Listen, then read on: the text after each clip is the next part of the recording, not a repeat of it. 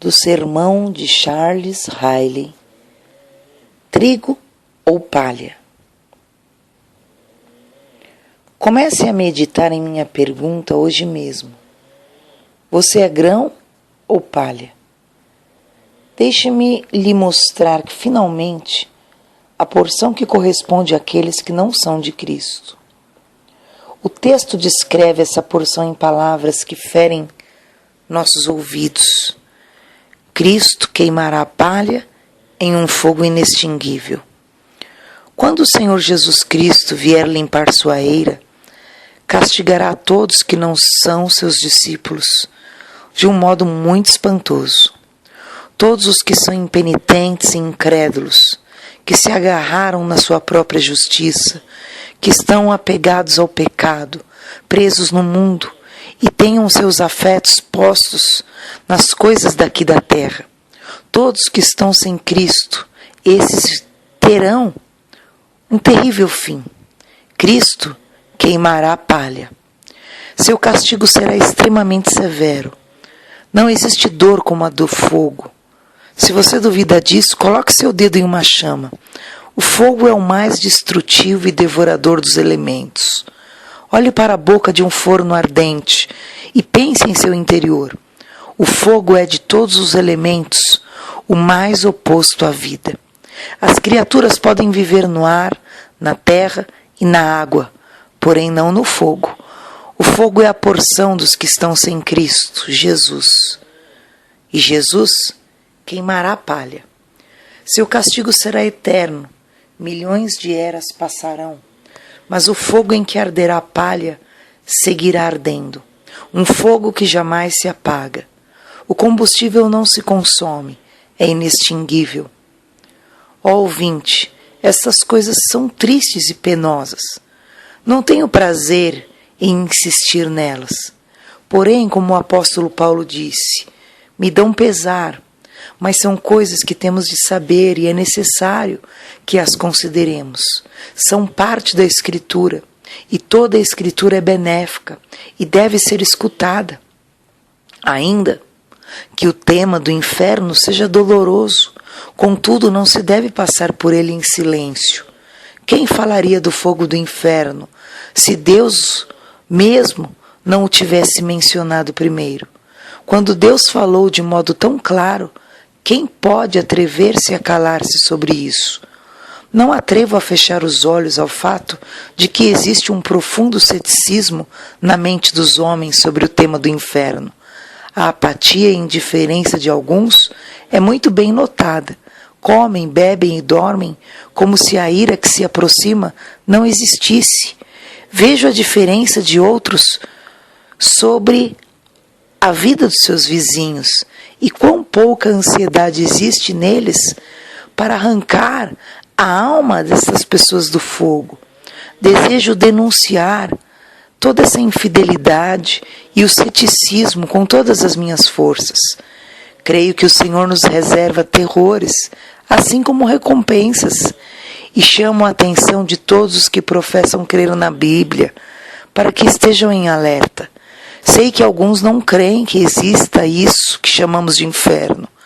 Creem que é impossível que exista um lugar assim. Dizem que não é compatível com a misericórdia de Deus. Dizem que a mera ideia do mesmo é incompreensível. O diabo naturalmente se alegra com esses pontos de vista. Ele mesmo inspira e aumenta eles. Pregam sua doutrina favorita. Não perecereis. Foi o que ele disse a Eva. Sei, além, que alguns creem no inferno, mas não que ele seja eterno. Consideram que é incrível que um Deus compassivo possa castigar os homens para sempre. Não lhes resta dúvida que, ao fim, um dia, o Senhor abrirá as portas da prisão. Isso também é uma grande ajuda para a causa do diabo. Tomá-lo com calma, sussurra aos pecadores. Se você faz um equívoco, não se importe, você não vai sofrer para sempre. Sei que alguns creem que o inferno existe, porém não podem aceitar que ninguém vai para lá. Para eles, todas as pessoas são boas, tão pronto como morrem. Eram sinceras, bem intencionadas. Todo mundo, depois que morre, todos esperam que, na verdade, as pessoas subam ao céu. Como essa ilusão é recorrente, posso compreender os sentimentos de uma menininha que perguntou ao seu pai aonde os maus eram enterrados, porque não se mencionava senão coisas boas nas lápides das tumbas. Sei muito bem que alguns acreditam que existe inferno, mas que nunca falam dele. É um tema que deve ser guardado para si mesmo. Eles pensam, não tem e não veem vantagem em mencioná-lo. E melhor, eles têm pena que se faça isso. Isso também é de grande ajuda para o diabo. Silêncio, silêncio de Satanás. Não falem nada sobre o inferno. O caçador não quer barulho quando coloca suas armadilhas e seus laços. O lobo prefere que o pastor durma enquanto ronda o aprisco. O diabo se deleita quando os cristãos se calam sobre o inferno. Querido ouvinte, essas são as opiniões dos homens, mas que valor as opiniões dos homens possuem quanto ao espiritual? Não será o homem que nos julgará no último dia. As imaginações e tradições do homem não deverão ser nossa guia nessa vida. O único que conta é o que a palavra de Deus diz. Você crê na Bíblia? Você confia nela? Então, eu quero te informar. O inferno é real e verdadeiro. Tão verdadeiro como o céu. Como a justificação pela fé. Como o fato que Cristo morreu na cruz. Não existe o porquê duvidar. E se você duvida do inferno, você está se desvirtuando da palavra. Se você não crê no inferno, você está desarticulando tudo nas Escrituras.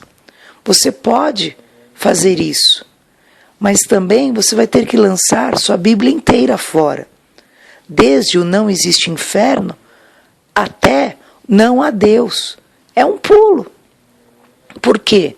Porque se você crê na Bíblia, você precisa crer na Bíblia inteira. Então, pode estar seguro que o inferno terá quem nele habite. Os maus certamente serão lançados no inferno. E todas as pessoas que tenham se esquecido de Deus também. Esses irão ao castigo eterno.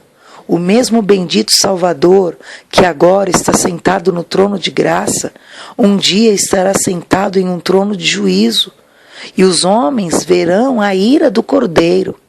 Os mesmos lábios que agora declaram: vinde a mim, um dia dirão: apartai-vos de mim, malditos. Ai, que terrível será ser condenado pelo mesmo Cristo, julgado pelo Salvador, sentenciado pelo Cordeiro.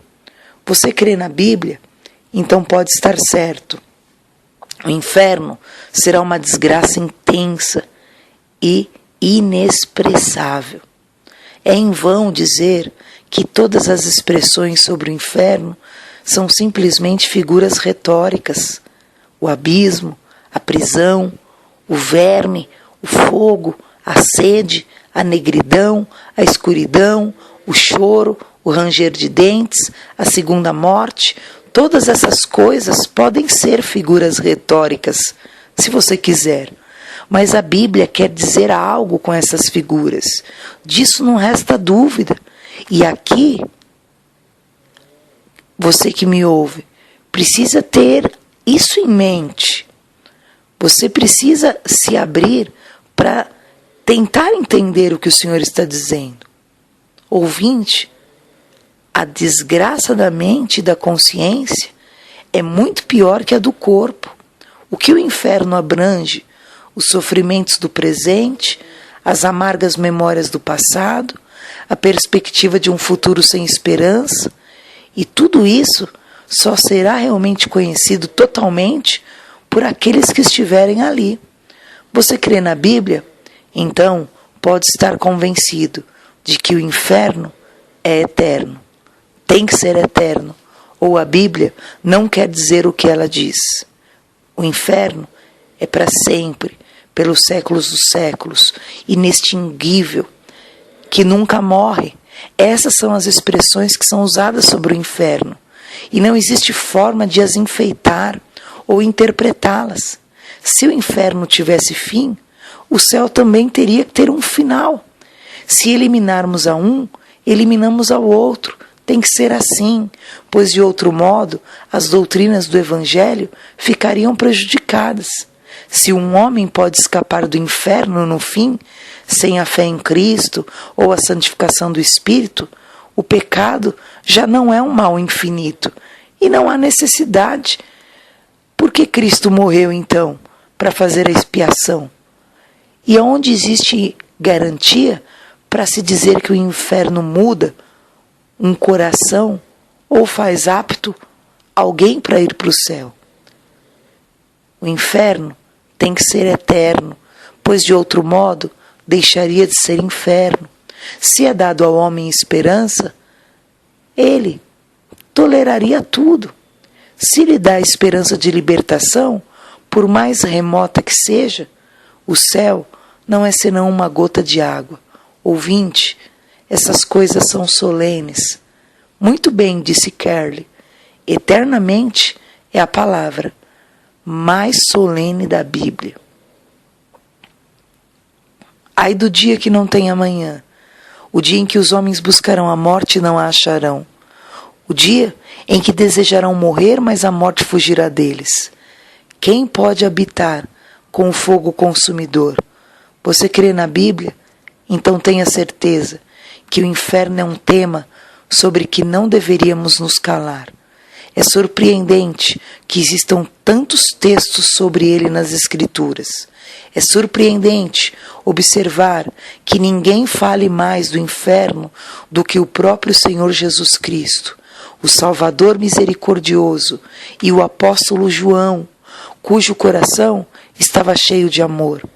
Pode-se colocar em dúvida se os ministros do Evangelho falarem desse tema tanto quanto deveriam. Eu não posso esquecer as palavras de um ouvinte moribundo de Newton. Ele dizia: Senhor, você me falou com frequência de Cristo e da salvação.